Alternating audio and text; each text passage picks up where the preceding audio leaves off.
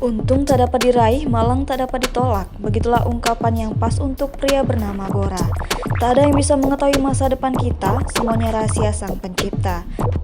Begitu pula yang dirasakan Bora, pria berusia 58 tahun tersebut.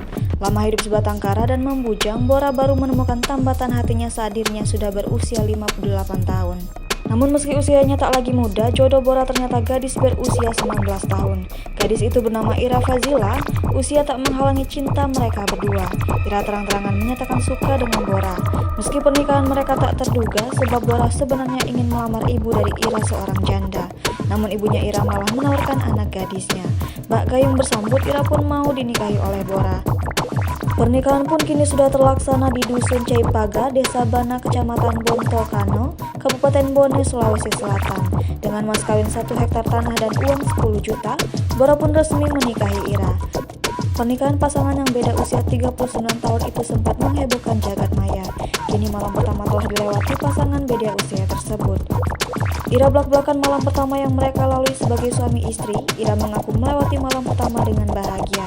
Ira tak mempedulikan komentar negatif dari banyak orang. Baginya dirinya ikhlas dipersunting Bora. Sebab kata Ira, Bora tak ada yang merawat selama ini hidup sendirian. Kepala Desa Bana Ishak mengatakan ibunda dari Ira lah yang pertama kali dilamar oleh kakek Bora.